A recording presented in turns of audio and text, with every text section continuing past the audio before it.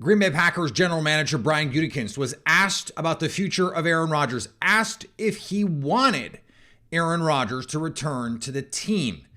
Gutekunst didn't say very much, which says it all. You are Locked On Packers, your daily Green Bay Packers podcast. Part of the Locked On Podcast Network, your team every day.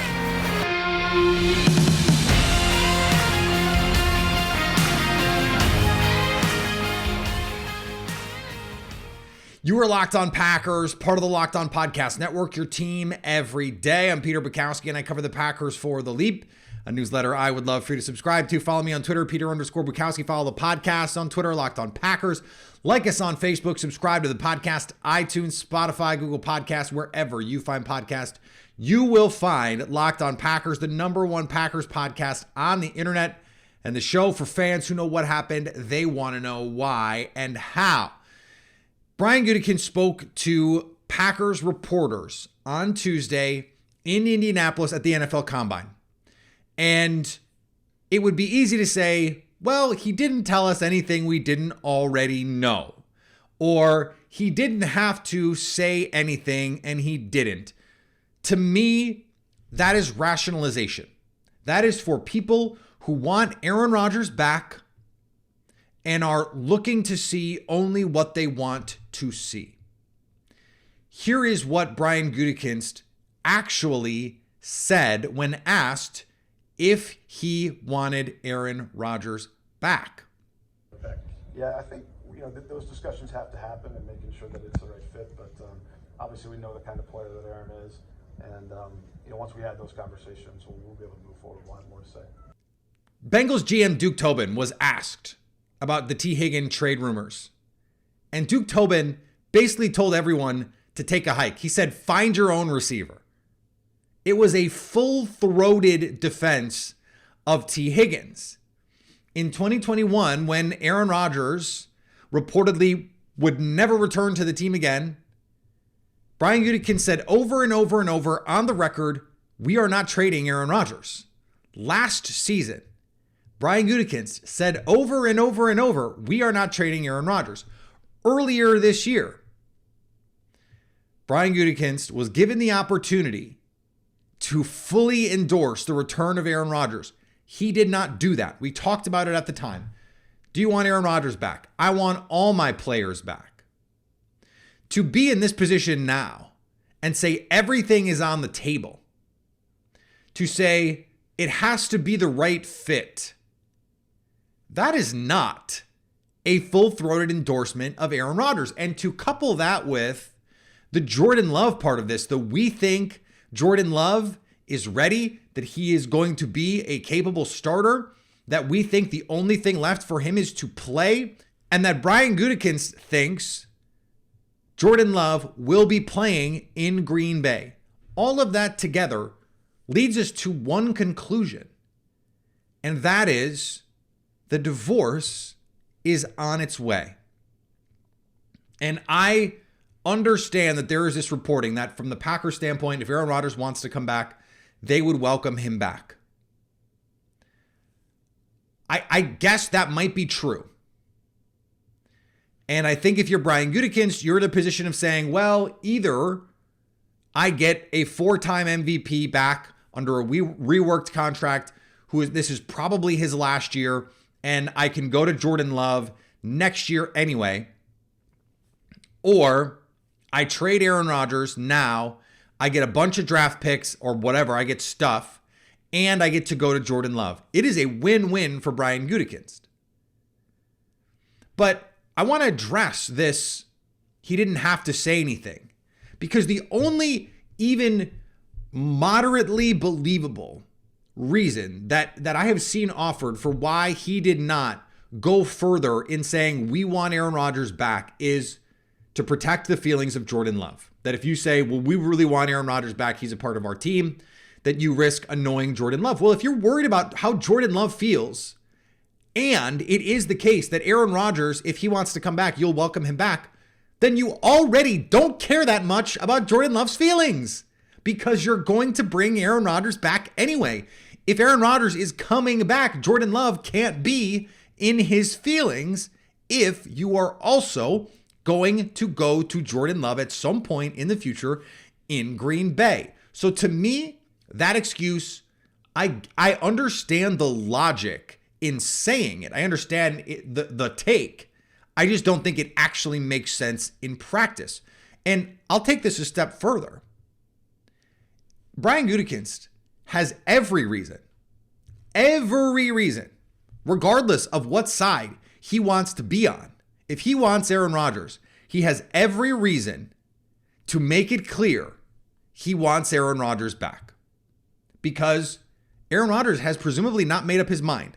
By Brian Gutekunst's own admission, Rodgers and Gutekunst have not been in contact since Rodgers emerged from the darkness. We found out yesterday that today there's going to be a podcast. Maybe you've listened to it by the time you're listening to this about Aaron Rodgers. And maybe by the time you're listening to this, Aaron Rodgers will have retired on a podcast. Brandon Marshall congratulated him on a career last night in a very weird, then deleted Instagram video. And you're sort of like, oh, what is going on here? But if you want Aaron Rodgers back and you haven't heard a decision for him, then you have every reason to woo him, to say, we want Aaron Rodgers back. Aaron Rodgers is the kind of person, which is to say he is a person that would want his employer to say, we want you back. We don't want to trade you. He didn't do that. And then, that's what makes this even weirder, is Brian Gutekunst, if he is going to trade Aaron Rodgers, he also has every reason to say, we want Aaron Rodgers back, because you're already setting up. We're playing hardball. You're going to have to give us real stuff.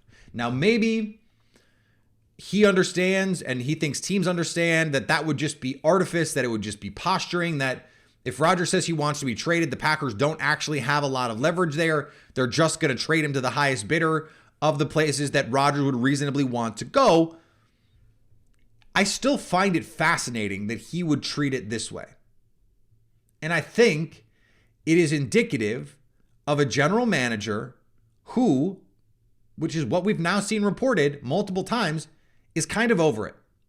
And if you listen to Bob McGinn, fully over it. But even Jeff Darlington, who reported just a week ago that he had heard from a Green Bay Packers source that this was all overblown and Rodgers would return to the team, a week later is now saying this is feeling like a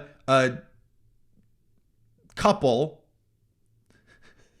that is more concerned about the optics of their breakup than trying to make a relationship work. And that's true. Not his exact metaphor, but it's been my metaphor this whole time, and so I wanted to keep using it. He was the guy that said this is overblown based on sourced reporting. And now you have to get pretty good to go back on your reporting. Now the information changes. I understand that there's a lot in play here. But to be in that place, it is important to recognize that even the one reporter who was saying this is all overblown and Aaron Rodgers is coming back is now saying that's not happening.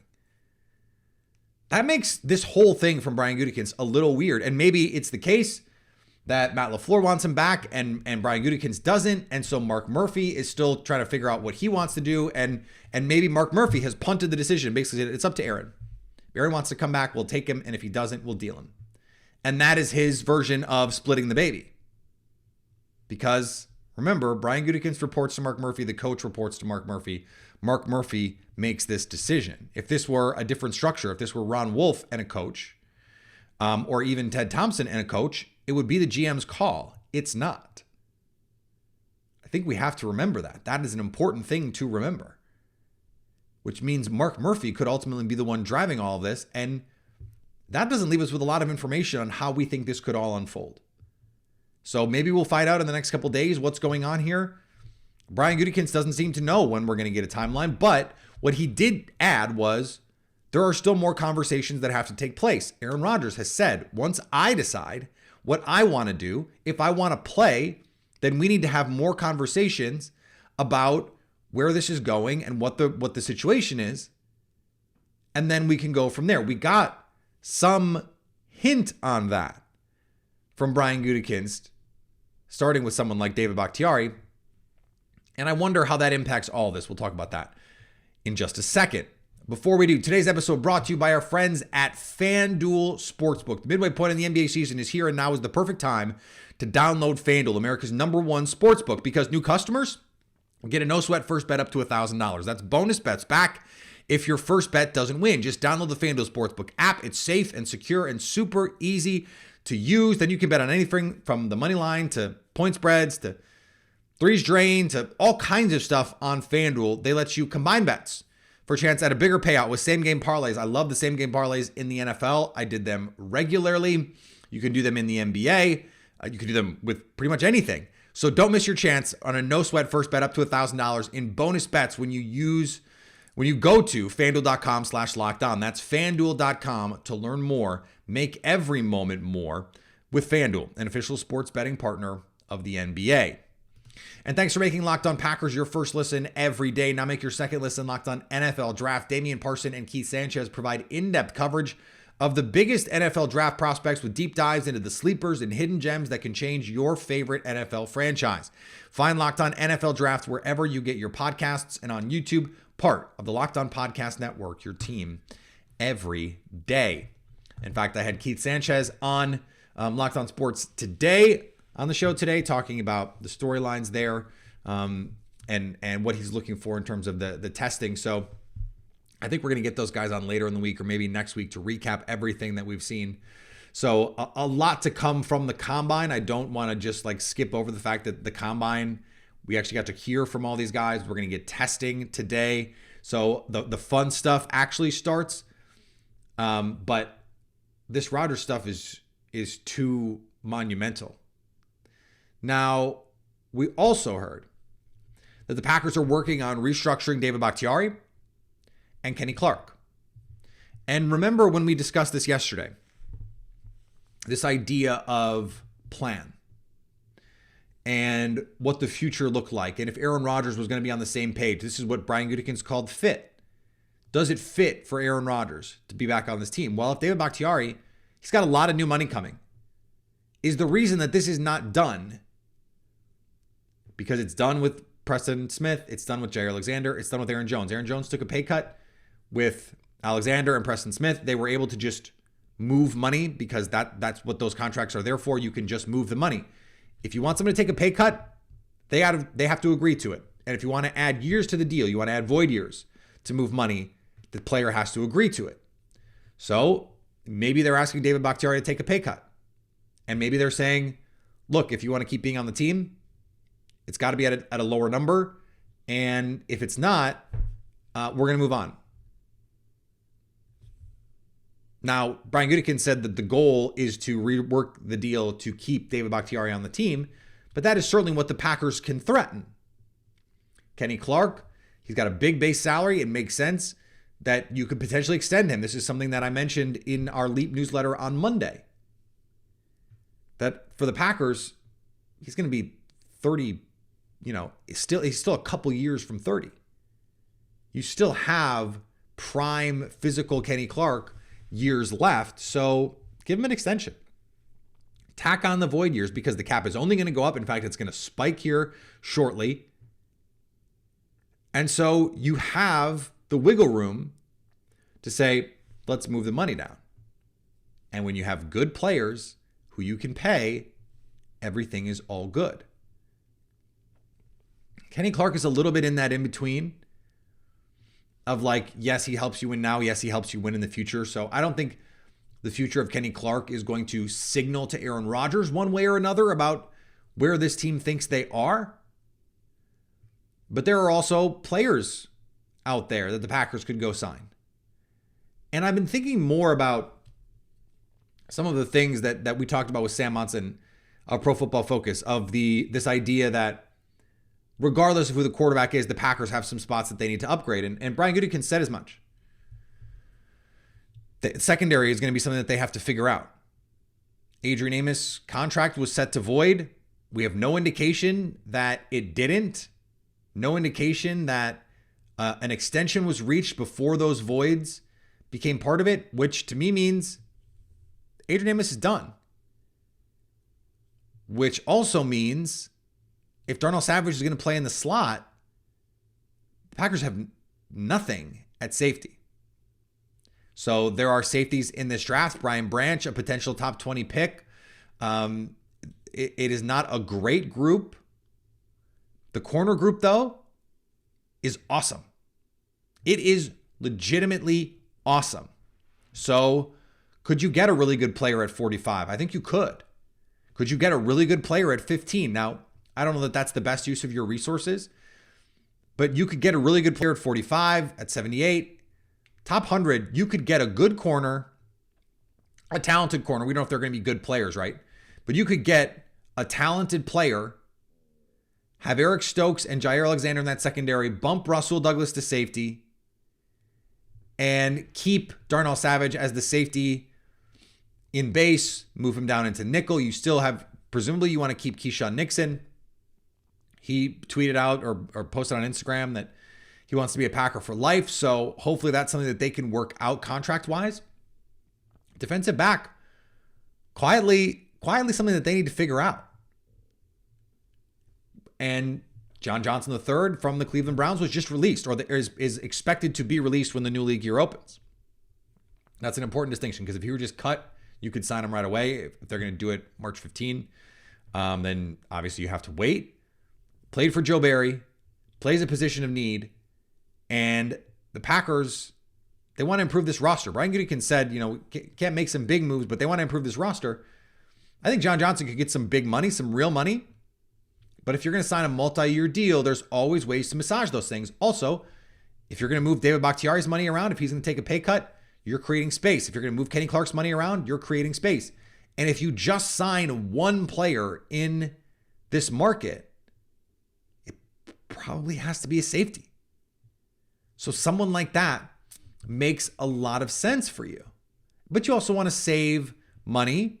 Marcus Mariota, set to be released, would make a lot of sense if you're going to go with Jordan Love.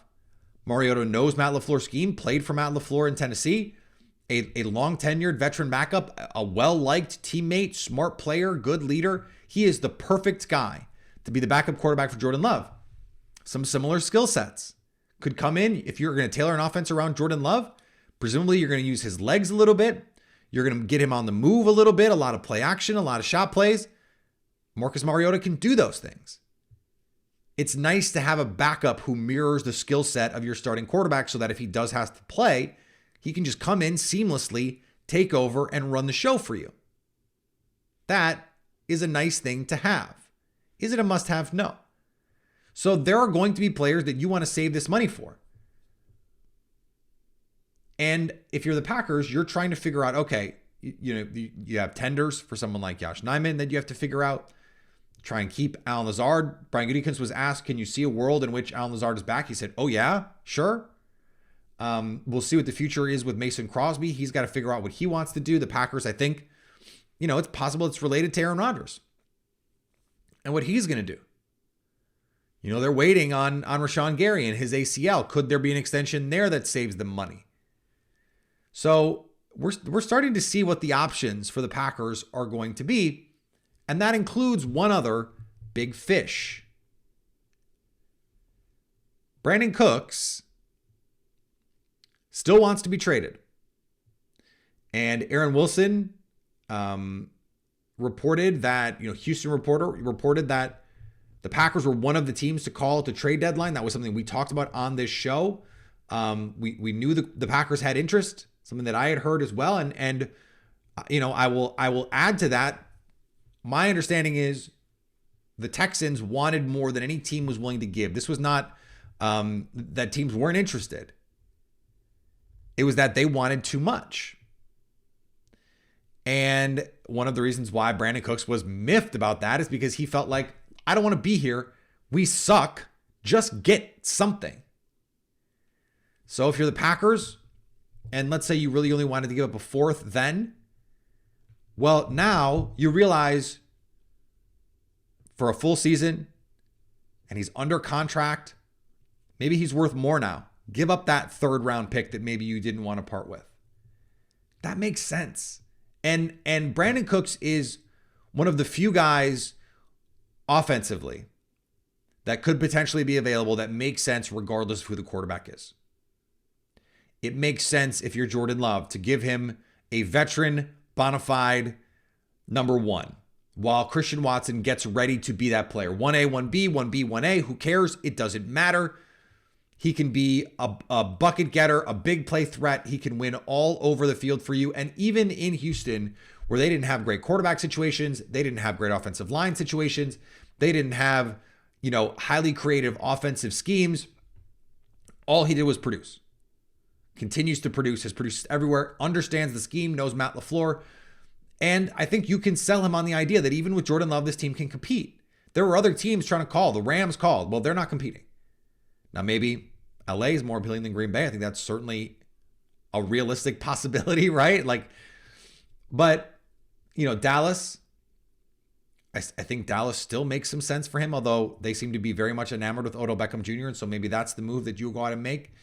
I'm interested to see what that market looks like. And then with Aaron Rodgers, it's a no-brainer to do something like that. If Rodgers is going to come back, and there's only so much you can do with his money because what he's owed this year is mostly set in stone. Like the money that he's owed, he's already got no base salary. And so that makes this complicated. Like you can move things around if you're just going to say, okay, the money is all going to stay the same. You just move it. But they've already done that. They already worked this contract so that it would be cheap on the cap. And then there's the weird things with the mechanisms of the bonus. That is probably what would have to be reworked. So it wouldn't change much about this season, but what it would really change is what's going on in 2024 and beyond. So if this is the last season, and presumably this is going to be the last season, the thing that would change is you have that big option bonus that kicks in that fully guarantees those future dollars. You'd have to get rid of those, but his base salary is only $1.1 million. It's basically the minimum. And then the rest of the cap hit is a restructured situation and an option bonus. So there's really not a lot you can do. You can move some of that bonus money, but it is what it is this season. Now, after this season, one of the reasons why I think it has always made sense for Green Bay for this to be that inflection point is because of what happens in the future years. And go back and listen to our episode with Joe Corey to explain all of that and why this contract is so different from most other contracts where the dead cap lessens as you move forward. But if they trigger this option, then he has to be on the roster. You trigger this option, there's huge future money that you're guaranteeing. You'd probably have to get around some of that stuff. You have to say, okay, that money's not guaranteed. Now, would Aaron Rodgers be amenable to that? Would he want a salary increase this year? Like, how would you work that all out? But you can just rip up the contract. You can. Players don't usually, but you can. You could theoretically do that. It's not going to help you again this year. You're going to have to do the other stuff for the most part. But Brandin Cooks actually costs money. And so that's why someone like Chase Claypool last year made a lot of sense for Green Bay because he's cheap. Brandin Cooks, not cheap. Now cheaper than DeAndre Hopkins. But if Rodgers is going to be back, that's the kind of move you want to make. Get the veteran, go try and do this one more time in a way that is not just running back a team that went 8-9 last season and hoping that it works out because you have better quarterback play. No, you have to go try to do this. You have to go in a way that you have not previously, with the understanding that it's going to hurt for a year when Aaron Rodgers leaves. But, that's the decision that you're making. Guys, it's one of the reasons why I think now is the time. But if that's the decision that they come to, then you have to go all in. You have to do everything you can to win a Super Bowl this year, understanding that this is your last chance with Aaron Rodgers. Now, does their faith in Jordan Love color that a little bit? Yeah, I think it does. But that would be another reason why Brandin Cooks makes sense, because he's under contract. And so it would not just be a one-year thing for Brandin Cooks. You could extend him. You could do a lot of different things. And he can be on your team. He can be a member of your team to go compete for years to come. All right. Speaking of years to come, we've got a lot of stuff with the combine coming up, the testing numbers. Go back and listen yesterday if you missed it on what is important and what isn't when it comes to these testing numbers, and what teams are going to be looking at, what positions it matters for. We're going to be following this stuff closely over the next couple days, and we're going to have a blast because it is a blast to do. Follow me on Twitter, Peter_Bukowski. Follow the podcast on Twitter, Locked On Packers. Like us on Facebook. Subscribe to the podcast, iTunes, Spotify, Google Podcasts, wherever you find podcasts, you will find Locked On Packers. And anytime you want to come hang out with us live, Aaron Rodgers makes a decision, we're going to go live on our YouTube page, on the Locked On Packers YouTube page, to stay Locked On Packers.